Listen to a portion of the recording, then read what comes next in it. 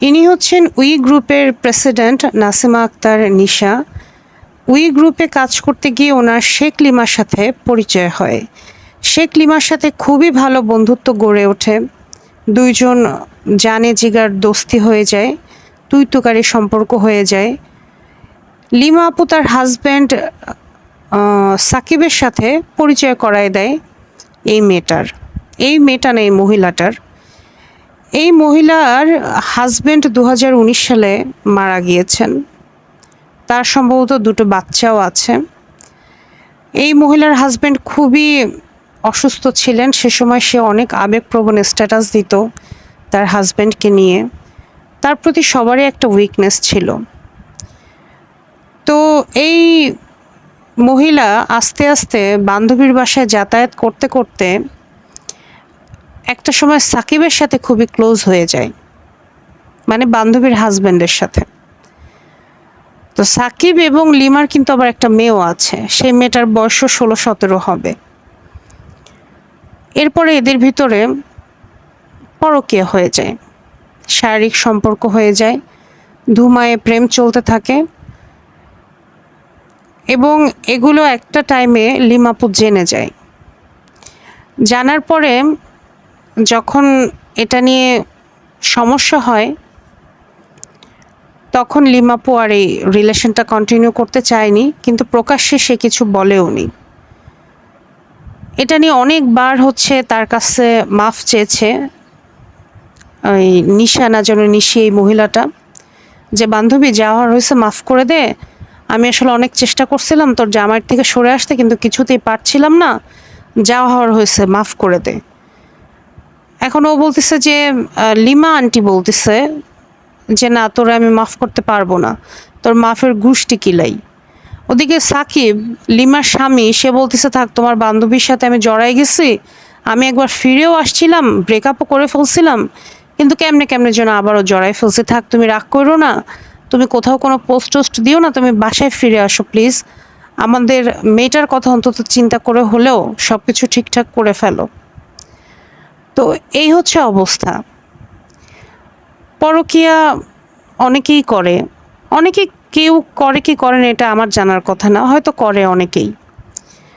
সব কিছুর একটা মানে হয় না যে কিছু কিছু ব্যাপার ভাবলে গা ঘিন ঘিন করে। বান্ধবীর জামাইয়ের সাথে, দুলাভাইয়ের সাথে, বা খালাতো বোনের স্বামীর সাথে এই জিনিসগুলো না মানে হজম করতে কষ্ট হয়। বা কলিগের স্বামীর সাথে বা কলিগের বউয়ের সাথে এই জিনিসগুলা নিতে কষ্ট হয় স্রেফ, আর কিছুই না।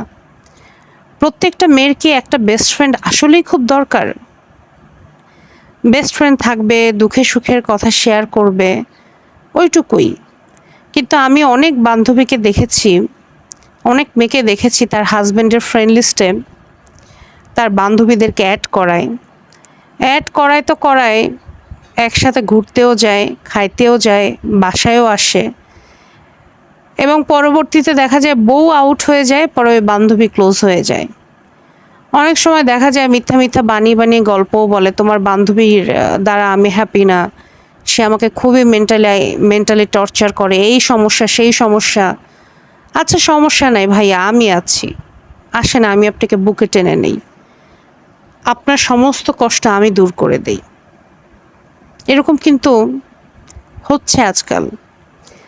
আপু যারা আছেন তাদের সবাইকে আমি শুধু একটাই অনুরোধ করব, বন্ধুত্ব একটা সুন্দর সম্পর্ক, কিন্তু এটাই হচ্ছে আবার পৃথিবীর অন্যরকম স্বার্থপর সম্পর্ক। যখনই আপনি আপনার বন্ধুর থেকে একটু উপরে উঠতে শুরু করবেন, সেটা আপনার খুব কম বন্ধুই সহ্য করতে পারবে। এবং এই বন্ধুত্বটা এমন এক, মানে বন্ধুত্বের এই সম্পর্কটা হচ্ছে এমন, একবার যদি ঝগড়াঝাটি হয় না, সহজে আর ওই আগের মতো সম্পর্কে ফিরে আসে না। আপনার ভাই বোনের সাথে ডেইলি 10-12 ঝগড়া হয়, হয়তো মাসে এক মাসে হয়তো একবার কথা, মানে হয়তো টানা 1 মাস কথা না বলে থাকছেন, কিন্তু একসময় কিন্তু ঠিকই ঠিক হয়ে যায় নিজের ভাই বোন আত্মীয় স্বজনের সাথে। কিন্তু বন্ধুত্বের সম্পর্কটা এমন, একবার যদি একটু স্বার্থের টান লাগে, একবার যদি মুখের উপর উচিত কথা বলেন, দেখবেন সম্পর্কটা ভ্যানিশ। তাই আমার ফ্রেন্ড লিস্টে যত আপু আছেন, আমি সবাইকে অনুরোধ করব, আমার পেজে যারা যারা আছেন, যে ঠিক আছে, বান্ধবীকে ভালোবাসেন, বান্ধবীর সাথে দুঃখের কথা শেয়ার করেন, মানুষের তো একটা রিফ্রেশমেন্টেরও জায়গা আছে, বাট সেটা লিমিটেশন রেখে। নিজের হাজব্যান্ডের সাথে কখনোই বান্ধবীকে অতটা মেশাতে যাবেন না যতটা মেশাইলে একসময় বান্ধবী আপনার জায়গাটা দখল করে নেয়। আর এই নিশা মহিলা হচ্ছে শমী কায়সারের খুবই ক্লোজ, এবং এই মহিলা বিধবা, তার দুটো সন্তান আছে।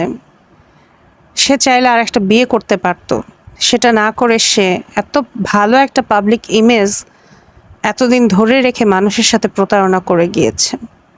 আমি আবারও আপনাদেরকে বলছি, মানুষ যেটা আসলে মানে ফেসবুকে দেখায়, মানুষের কাছে দেখায়, ওটা মানুষটা না। মানুষ যেটা দেখায় না, ওটাই হচ্ছে প্রকৃত মানুষ। এদেরকে আপনারা সমস্তভাবে বয়কট করুন। এসব গ্রুপ এগুলো থেকে লিভ নেন, এগুলো কোনো কাজে আসবে না। যদি বিজনেস রান করতেই হয়, নিজের পেজ খুলুন, প্রমোট করুন, দরকার হলে বুস্টিং করুন,